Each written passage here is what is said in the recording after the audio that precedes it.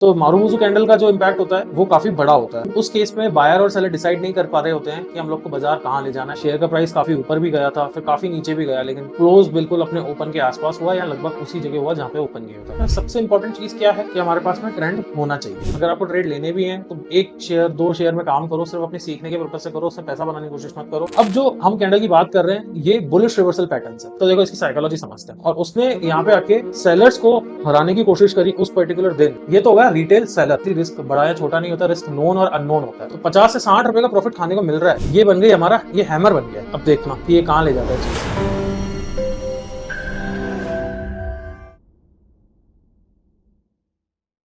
Hello दोस्तों, स्वागत है आपका हमारे सेशन नंबर 4 में। ये जो हमारा बेसिक प्रोग्राम है टेक्निकल एनालिसिस का। सेशन नंबर 4 में आगे बढ़े उससे पहले हम लोग बात कर लेते हैं कि हमने सेशन नंबर 3 में क्या कवर किया था। सेशन नंबर 3 में हमने बात करी थी कि हम लोग को कौन सा चार्ट लेके चलना है हमारी एनालिसिस के लिए, किस चार्ट को हम लोग आगे पकड़ के चलने वाले हैं। हमने फाइनली ये डिसाइड किया था कि हम लोग कैंडलस्टिक चार्ट को पकड़ के चलने वाले हैं अपनी एनालिसिस के लिए। और जनरली क्या है कि एशिया स्पेसिफिक रीजन जो है, जहाँ पे इंडिया, चाइना, वियतनाम और ये जितने भी ट्रेड यहाँ पे होते हैं, इन्वेस्टिंग होती है, यहाँ पे कैंडलस्टिक पैटर्न को ही पकड़ा जाता है, कैंडलस्टिक चार्ट को ही फॉलो किया जाता है। तो हम लोग इसी चार्ट को फॉलो करने वाले हैं। इसका रीजन सबसे बड़ा ये है कि ये विजुअली काफी इजी है समझने के लिए, डिसीजन मेकिंग करने के लिए। जब हम लोग प्राइस एक्शन की थ्योरीज को समझेंगे, उनके पीछे की साइकोलॉजी को समझेंगे, तो हमारे पास में एक विजुअल रिप्रेजेंटेशन अच्छा होगा, तो हम लोग डिसीजन अच्छे से ले पाएंगे। कंपैरेटिवली बार चार्ट भी विजुअल रिप्रेजेंटेशन देता है, लेकिन वो थोड़ा सा कंफ्यूजिंग है, थोड़ा सा देखने में कम समझ में आता है। और जो हमारा लाइन चार्ट है वो पूरी इन्फॉर्मेशन नहीं देता है। तो हमने फाइनली ये डिसाइड किया कि हम लोग कैंडलस्टिक चार्ट की तरफ जाएंगे और उसको पकड़ के चलेंगे। उसके अलावा हमने बात करी थी कि हमने दो कैंडल के बारे में बात करी थी। सबसे पहले मारूबोजू कैंडल। मारूबोजू कैंडल जो है वो किसी भी तरफ अगर बनती है किसी भी ट्रेंड में, तो उसका सिग्निफिकेंस बड़ा होता है और उसका इंपैक्ट भी बड़ा होता है। फॉर एग्जांपल, अगर हमारा ट्रेंड अपवर्ड है, शेयर बुलिश है, लेकिन अगर ट्रेंड के बीच में एक मारूबोजू फुल कैंडल बनती है, तो चांसेस है कि वो ट्रेंड रिवर्स हो जाए, वो ट्रेंड बदल दे, मतलब वो ट्रेंड उल्टा हो जाए, वो बाजार मंदी का हो जाए। तो मारूबोजू कैंडल का जो इंपैक्ट होता है वो काफी बड़ा होता है। उसके अलावा अगर ट्रेंड कंटिन्यूशन के बीच में कोई कैंडल बन जाए, फॉर एग्जांपल हमारा ट्रेंड ऊपर का है और उसके बीच में हमारी bullish marubozu candle green colour की बन जाए, तो वो ट्रेंड कंटिन्यूशन की दिशा देगी, वो हमको बताएगी कि हम लोग ट्रेंड कंटिन्यू करने वाले हैं। उसके पीछे की हमने साइकोलॉजी समझी थी और हमने ये भी देखा था कि मारूबोजू कैंडल के पीछे बायर और सेलर का क्या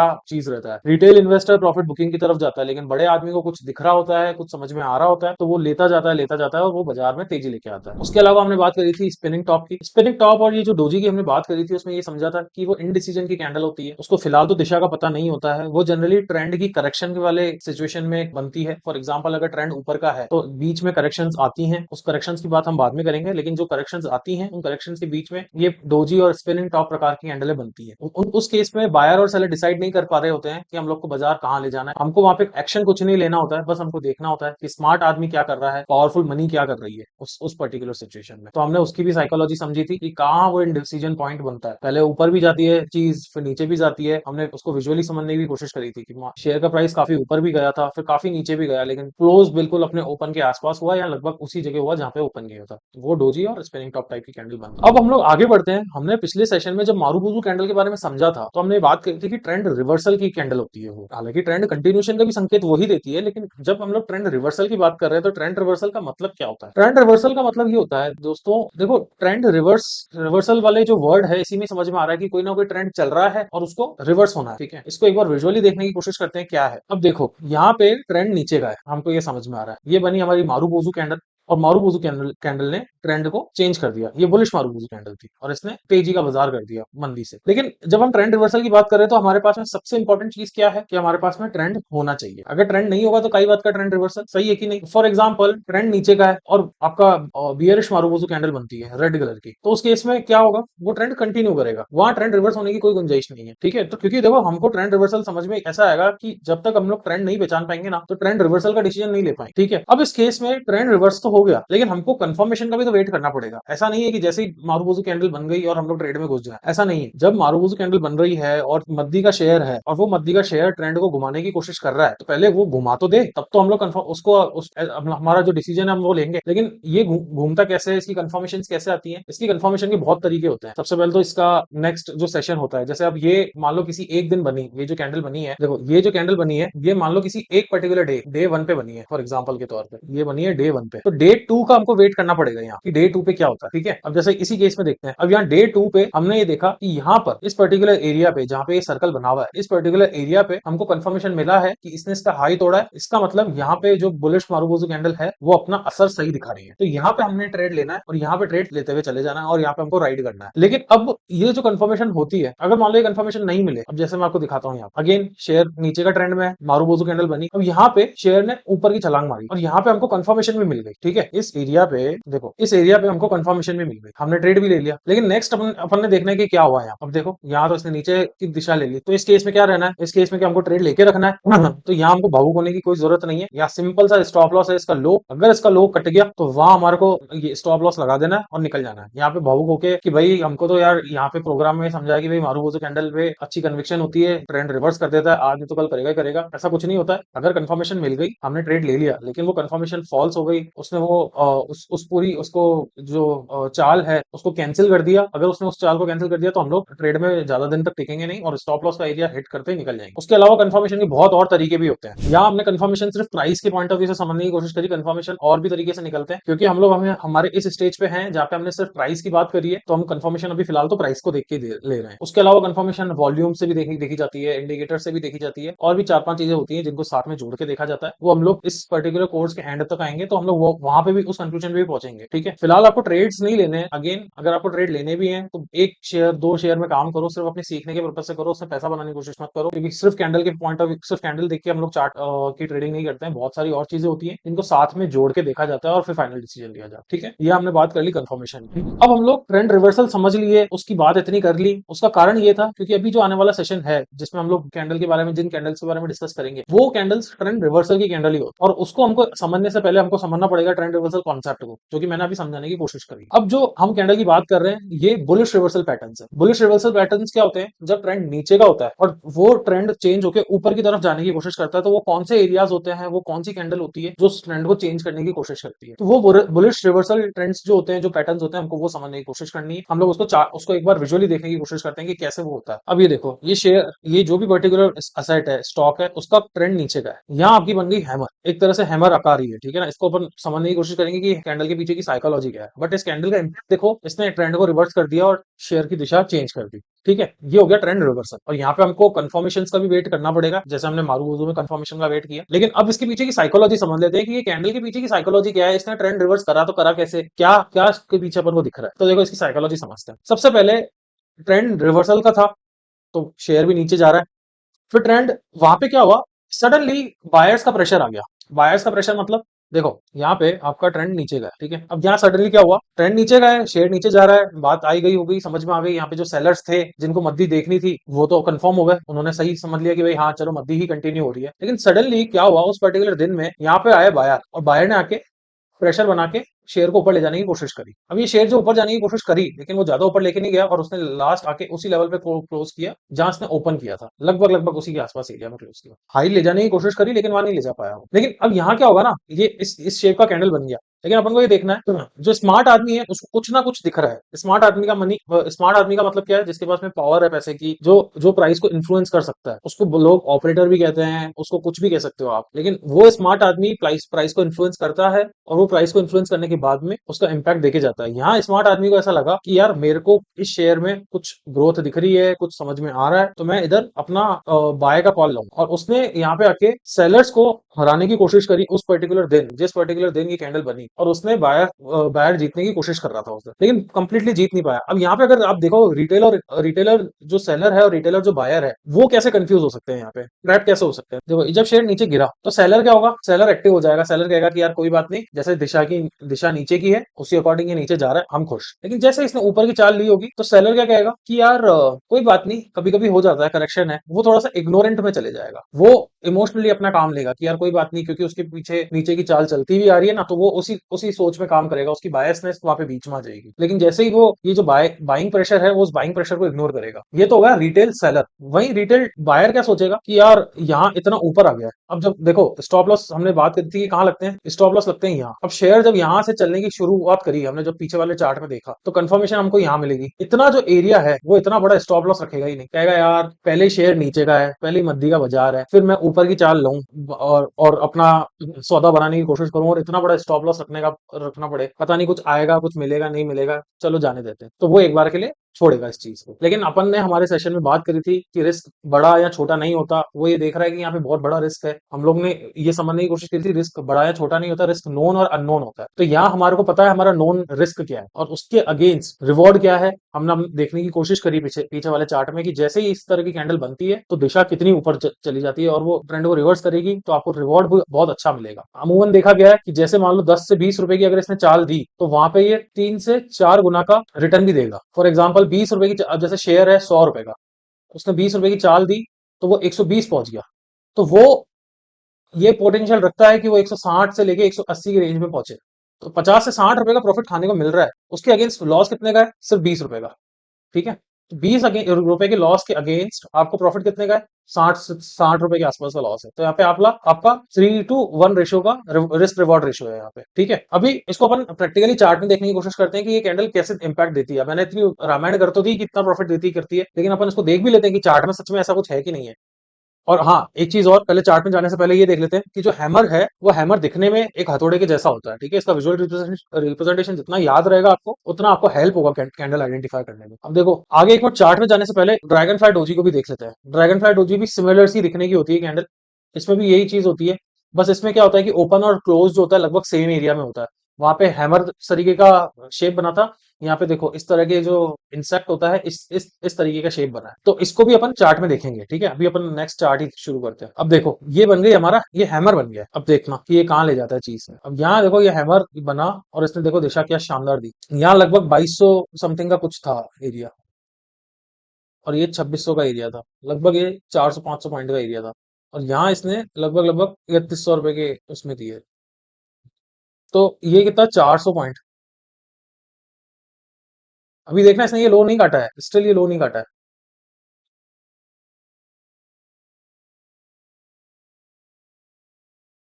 अब देखो इसने यहाँ पे कितना,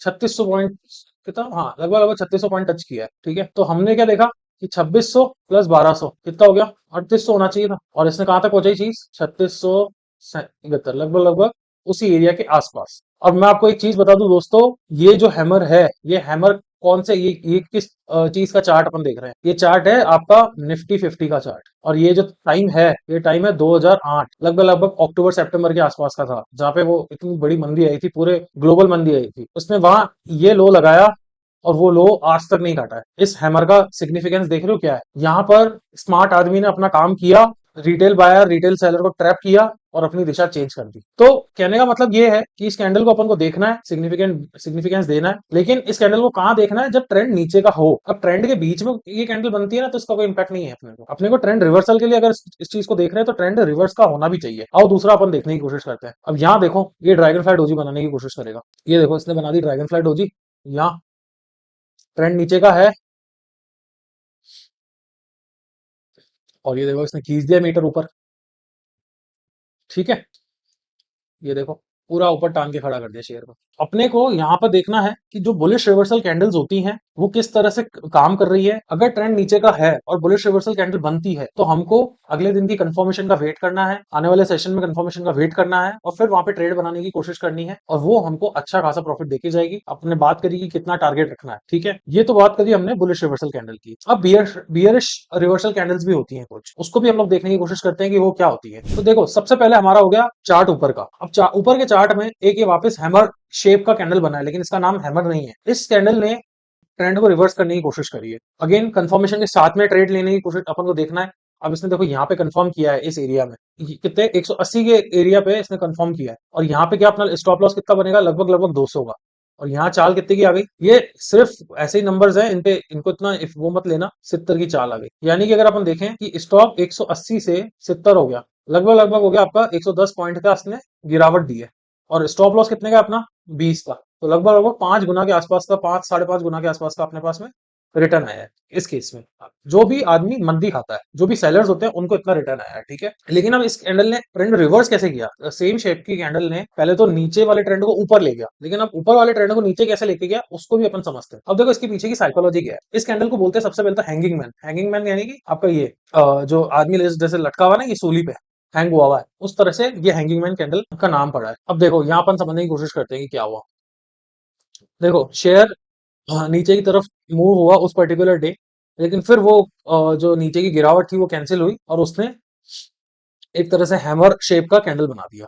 लेकिन अब इस दिन हुआ क्या, अपन वो भी समझने की कोशिश करते हैं। अब ये देखो यहाँ पर ट्रेंड ऊपर का है, उस दिन हल्की गिरावट आई, हल्की नहीं काफी गिरावट आई, ठीक है। तो उस दिन जो बायर है वो क्या सोचेगा, बाय ऑन डिप। जब इतनी बड़ी तेजी होती है तो यूफोरिया ऐसा होता है कि हर आदमी बाय बाय बाय में लगा होता है, तो वो तो ये सोचेगा बाय ऑन डिप। हमने सुना है हर जगह कि बाय ऑन एवरी डिप, तो वो तो यहाँ पे आगे ट्रेड लेगा डिप का कि यार शेयर गिरा है अपन लेते हैं, थोड़ा सस्ता मिल जाएगा। और जो सेलर है वो सेलर क्या सोचेगा कि यार मार्केट ऊपर, यहाँ पे सेलर को पहले यहाँ तक तो खुश होगा सेलर, इस पर्टिकुलर एरिया में यहाँ तक तो खुश होगा सेलर कि यार बाजार ने मद्दी दिखाना शुरू करी। लेकिन आधे दिन के बाद में जब शेयर वापस ऊपर की तरफ चलेगा ना, तो शेयर सेलर फिर डर जाएगा। वो कहेगा कि यार छोड़ जान दे यार, ये वापस घूम गया, वैसे ही ट्रेंड ऊपर का है, मैं क्या सौदा बनाऊंगा। तो यहाँ पे सेलर भी ट्रैप होगा। तो रिटेलर जो आदमी होता है, चाहे वो सेलर हो चाहे बायर हो, वो ऐसे ऐसी छोटी छोटी गलतियां करके ट्रैप होने की कोशिश करते हैं। लेकिन यहाँ पर हुआ क्या, यहाँ पे बायर आया, उसने नीचे का सौदा बनाने की कोशिश करी, सॉरी सेलर आया, सेलर ने नीचे का सौदा बनाने की कोशिश करी। समझदार सेलर की बात कर रहा हूँ, जो स्मार्ट आदमी है, उसने थोड़ा सा प्रेशर बनाया, अपना सेलिंग प्रेशर बनाया, और वो भी कहा बिल्कुल टॉप पे। और उसने फिर उस सेलर को,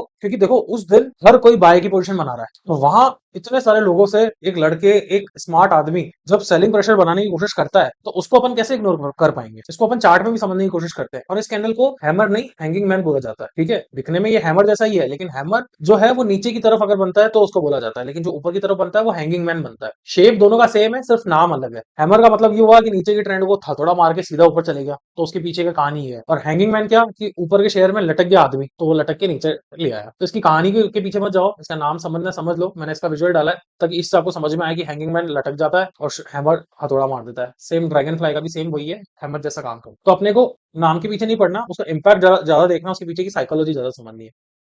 अब देखो यहाँ ये देखो कैंडल बना है अपना हैंगिंग मैन टाइप का। अब देखो क्या होता है आगे, ये देखो ट्रेंड ऊपर का है, ये ट्रेंड ऊपर का है, लेकिन इसने यहाँ पे ट्रेंड के ऊपर में टॉप पे हैंगिंग मैन बनाया, और यहाँ ये नीचे इसने टांग के खड़ा किया। तो सेम रिस्क रिवॉर्ड रेशियो उतना ही है। यहाँ पे अपन को कंफर्मेशन लेनी है, यहाँ अपना स्टॉप लॉस है, और इस जगह अपना ट्रेड बना देंगे अपन, और फिर अपन उस ट्रेड को उस मुद्दे को खाने की कोशिश करेंगे। तो ये हो गया हमारा हैंगिंग मैन। उसके अलावा बियरिश जो रिवर्सल कैंडल्स होती हैं, हम लोग उसकी बात कर लेते हैं। ये जैसे वापस शेयर जो भी है वो तेजी का शेयर है, यहाँ पे आपका बन गया शूटिंग स्टार। इस कैंडल को बोला जाता है शूटिंग स्टार, शूटिंग स्टार।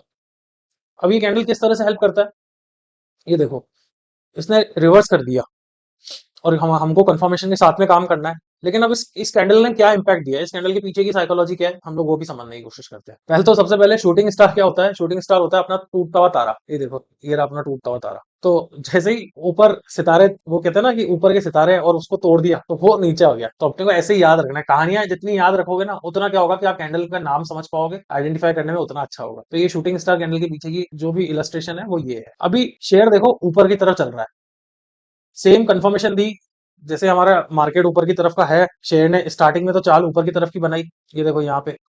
अब यहाँ आके थोड़ा सा सेलिंग प्रेशर आ गया, यहाँ पे आके स्मार्ट आदमी ने बिकवाली करने की शुरू करी, वो बेचना शुरू किया उसने, और यहाँ पे सेलिंग प्रेशर क्रिएट करने की कोशिश करी। अब यहाँ पे रिटेल इन्वेस्टर और रिटेल ट्रेडर किस तरह से ट्रैप हो सकता है, पहले अपन उसकी बात करते हैं। यहाँ पे रिटेलर क्या कहेगा, उसको तो कंफर्मेशन मिल गई कि यार चलो शेयर तो तेजी का है, तो वो तो कहेगा चलो ठीक है, बाजार भी तेजी का है, उस पर्टिकुलर दिन शेयर ने भी तेजी दिखाई है, तो वो कहेगा चलो कोई बात नहीं। यहाँ तक तो उसके दिमाग में उसको कंफर्मेशन है, उसको वैलिडेशन मिल गई। यहाँ पे यहाँ थोड़ा सा जब नीचे आने की कोशिश करेगी ना, तो वो थोड़ा सा इग्नोरेंट हो जाएगा, एक बायस आ जाएगी, बायसनेस आ जाएगी, एक इमोशनल उसका सेंटीमेंट होगा कि कोई बात नहीं, it's a part of game, correction आती है, ये एक तरह से उस दिन की करेक्शन है। तो वो उसकी इग्नोर वो अपना जो भी साइकोलॉजी है वो वहां पे इग्नोरेंट हो जाएगा। लेकिन अगर यहाँ पे रिटेल सेलर की बात करें, वो कैसे इग्नोरेंट हो सकता है, वो यहाँ पे कैसे ट्रैप हो सकता है, तो देखो अब ये बना आपका शूटिंग स्टार, ठीक है। एक सेकेंड, ये शूटिंग स्टार में आपका स्टॉप लॉस ऐसा लगेगा, ठीक है। और ये आपका हो गया कंफर्मेशन वाला एरिया। और जब यहां से शेयर नीचे जाएगा, तो आपको ट्रेड लेना है नीचे का, बेचने का, ठीक है, शॉर्टिंग का। अब ये इतना बड़ा जो स्टॉप लॉस है, वो सोचेगा कि यार इतना बड़ा स्टॉप लॉस क्या, स्टॉप लॉस इज बिग।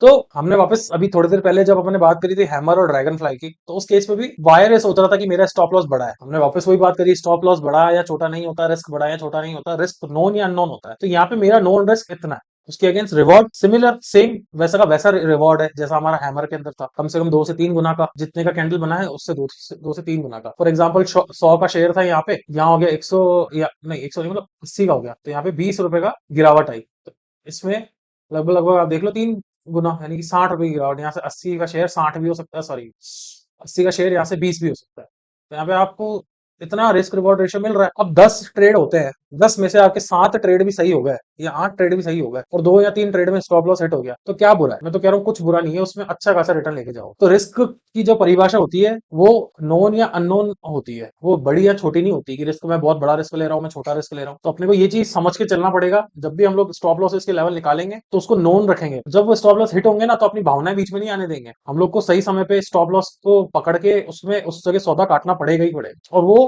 जब अगर हम लोग इस तरह से काम करेंगे ना, तो नेट में जीत में ही जाएंगे। नहीं तो फिर कैपिटल, ये जो बाजार है ना, ये कैपिटल खाने की मशीन है। तो ये कैपिटल आपकी खा जाएगा पूरी और आपको पता भी कुछ नहीं पड़ेगा। ठीक है, तो स्टॉप लॉस अच्छे से पकड़ के चलना है। ये हमारा नॉन रिस्क है और इस नॉन रिस्क को हम लोग ले रहे हैं। इसके ऊपर का अब अगर मान लो शेयर जाने को, तो ऐसा तो फिर 120 130 के लेवल पे भी जा सकता है। यहाँ 130 चलेगा। अब वो कहाँ पे जाए अपने को क्या पता। अपना तो नोन एरिया यही है, तो अपन इतना ही रिस्क लेंगे, इससे ज्यादा का रिस्क नहीं लेंगे। सेम कैंडल देखो, यही इसी शेप की कैंडल होती है ग्रेव स्टोन डोजी।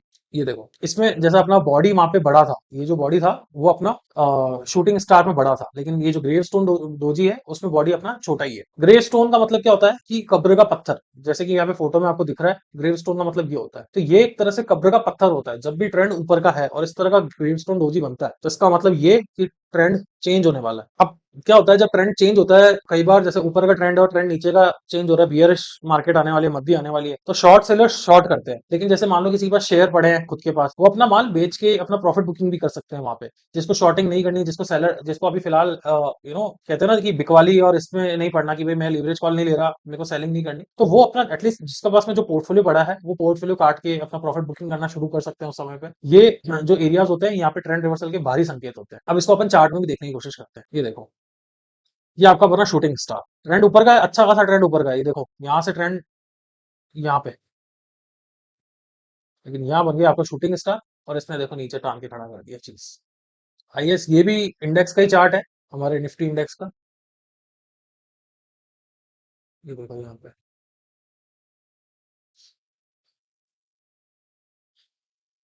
अच्छी खासी गिरावट देखने को मिली इस जगह। ठीक है, सेम हम लोग देखने की कोशिश करते हैं। ये आपका ग्रेव स्टोन डोजी के केस में भी ये देखो ट्रेंड बिल्कुल अच्छा खासा ऊपर का, और यहाँ बनी आपकी ग्रेवस्टोन डोजी। इसकी बॉडी थोड़ी छोटी है, शेडोज काफी बड़ी है, और ये ग्रेवस्टोन डोजी ने, इसका ग्रेवस्टोन डोजी का हाइक नहीं कटा, और वहां से लेके देखो कितनी बिकवाली आ रही है। तो इन कैंडल्स को अपन को बहुत वैल्यू करना है। ये कैंडल्स ऐसे ही नहीं बनती है, इन कैंडल्स के पीछे की साइकोलॉजी है। देखो अभी हो सकता है आप लोग बाजार में नए नए हो, काम नए नए तरीके से कर रहे हो, तो आप साइकोलॉजी को इतना नहीं समझ पाओ। ये वीडियोस आपके लिए हमेशा अवेलेबल है, आके देखो, 2 4 बार 5 बार देखो, साइकोलॉजी समझो, उसमें बायर और सेलर के बीच के दिमाग में क्या चल रहा है, रिटेल बायर रिटेल सेलर क्या काम कर रहा है उस जगह, अगर स्मार्ट मनी है वो किस तरह से अपनी पोजीशंस बना रहे हैं, उनका बिहेवियर क्या है। तो अगर आप वो समझने की कोशिश करोगे ना, तो आपको कभी इनके नाम और इनके स्ट्रक्चर को रटने की जरूरत नहीं पड़ेगी। तो हमने इस पूरे सेशन में आज ये समझने की कोशिश करी कि ट्रेंड रिवर्सल का इम्पैक्ट कैसा होता है। हमको ट्रेंड रिवर्सल के बाद में कंफर्मेशन का वेट भी करना पड़ता है। उसके अलावा हमने बात करी कि ट्रेंड रिवर्सल की कैंडल्स कैसे बिहेव करती हैं, उनके पीछे की साइकोलॉजी क्या होती है। वो ट्रेंड रिवर्सल वाली कैंडल सेलर और रिटेल बायर को किस तरह से ट्रैप कर सकती है। स्मार्ट स्मार्ट मनी वहां पे क्या सोच रहा होता है। स्मार्ट मनी ने अगर वहां पे कुछ ना कुछ गतिविधि दिखाई है, अगर मंदी का बाजार है और वहां बाइंग प्रेशर आ रहा है, या तेजी का बाजार है वहां सेलिंग प्रेशर आ रहा है, तो कुछ ना कुछ तो हो रहा है।